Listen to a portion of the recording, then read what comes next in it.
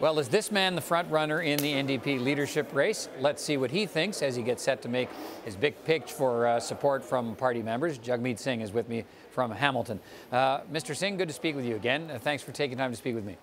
Thank you very much, Peter. Where do you think you stand now heading into the voting process? Well, we're very confident that we've signed up a great deal, a great number of new members, and we've been working very hard at convincing existing members before the sign up. So we feel very confident moving in. We're working really hard this weekend as a team to make sure that everyone gets their vote out. So our GOTV strategy is strong. We're encouraging people to get out and vote, and we feel very confident. What is your message to the party members before they start the voting process? What is it you want them to consider before everything else when it comes to making a choice? Who will grow our party and get us ready to win for 2019? That's the question. Who's going to get us into the position that we need to be in to make sure that we form government to ensure that our progressive values and principles and policies are actually implemented? We know that we as Canadians deserve to have a social democratic government that's actually going to put people first, and that's what we want to bring forward. With my leadership, I'm hoping to make us ensure that we're in the right position to take on Justin Trudeau and to implement our policies in the first time ever with a new democratic government. You claim to have signed up nearly 50,000 of the 124,000 members eligible to vote. Some people suggest you may have a strong first ballot showing, but that you may not have room for growth after that. What's your reaction to that kind of speculation? Well, we're confident that we will win. I'm not sure how that's going to look, if it's going to be first ballot or second ballot. But we're also, more than that, we're confident in the work that the team has done. The team has been phenomenal. We have a national team that's worked hard in every province. We've signed up a third of the membership in Quebec. We've got great people on the ground, activists and organizers on the ground across Canada. And we've been spending a lot of time right now speaking with existing membership. And so we're confident that we'll be able to grow throughout this race. And whether it's first or second ballot, we're confident we can pull off the win. You did mention Quebec. A lot's been said and written about the challenges that you might face in Quebec because you are Sikh and wear that identity very openly and with pride. What is your message to the people of Quebec in a province that's touchy about the issue of religious identity these days? Well, I understand where a lot of that comes from. It comes from a concern around a separation of church and state. And I can say fundamentally, as New Democrats, all New Democrats, we believe fundamentally in the separation of church and state. There's no issue there. And as a New Democrat and as a progressive, all my values align with the values that the people of Quebec hold so dear. I'm someone that's a champion for issues of human rights, whether it's for the LGBTQ community, whether it's for any other equity-seeking community. I'm a strong supporter of a woman's right to choose. What's concerning to me is someone like Andrew Scheer, who doesn't actually have outward symbols of religion, but he's someone that clearly is opposed to things like women's right to choose, same-sex marriage, as a result of perhaps his religious beliefs. Let me ask you, where do you stand on Quebec's Bill 62? To ban face coverings for anyone giving or receiving government services in Quebec. Is it right or is it wrong? Well, I've made it clear that I believe that it contravenes Quebec's own Charter of Rights and Freedoms, and I'm confident that the Charter will deal with it in Quebec. Quebec's own laws guarantee individual freedoms, and I'm confident that Quebec's own laws will be able to deal with this without any concern. Okay, do you respect Quebec's right to impose those kinds of measures contained in Bill 62? Do you support Quebec's right to take that move and its jurisdiction over that kind of a move or not?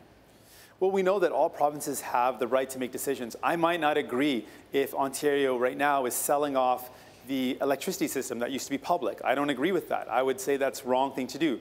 But jurisdictionally, there's nothing I can do at the federal level. I would say that's the wrong thing to do, that we should keep our public services public. If in any province in Canada someone talks about privatizing the healthcare system, I would say that's wrong. That's not what the people need, and actually it would put people in a worse position. So I would say my personal beliefs and my values as a New Democrat, but at the end of the day, there's certain jurisdiction issues that are the purview of a nation or a province, and that's something that is the reality of our federal system. But you'd agree this is different than that, though, isn't it? This is about fundamental rights and religious freedoms. This is not about selling off a power plant. Well, I think the similarity is that there might be decisions that a province makes that I disagree with.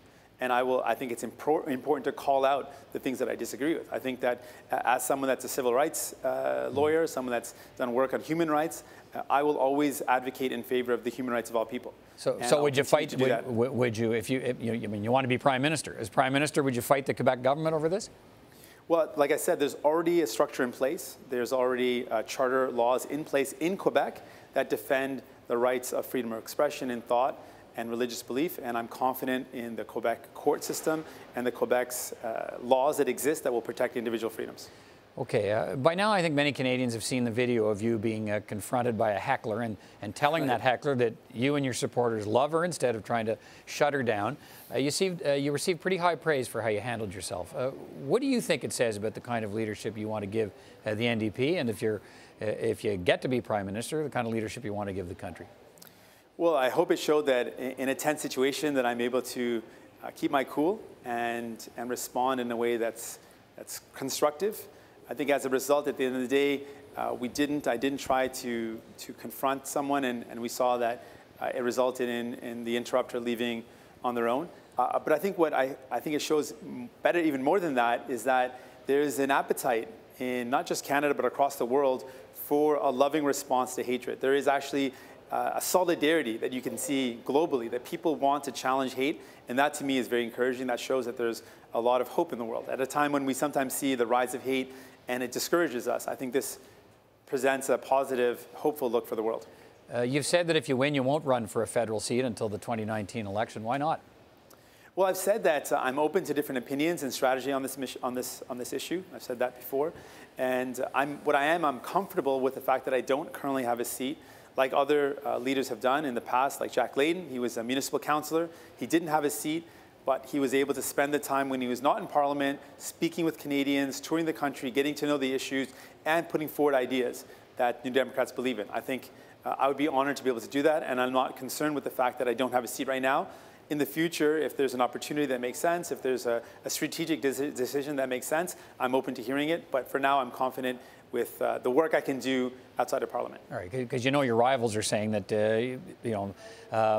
they're better choices as leadership candidates, if for no other reason that they're currently members of Parliament. So they hit the ground running if they win the leadership and taking on the Prime Minister in the House of Commons. Well, I know that we need to take on the Prime Minister not just in the House of Commons, but across Canada. I can do that. We have an incredible team of 44 MPs in the House of Commons that are going to do their jobs, and I'm confident in their work. I can provide the direction, provide the leadership in terms of what are the issues we need to take on, and I'm confident in the skills and capacity of the 44 MPs that we have, and I'm confident that I can do the work that we need to do outside of the House as well.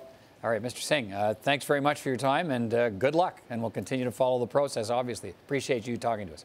Thank you very much, Peter. Appreciate it.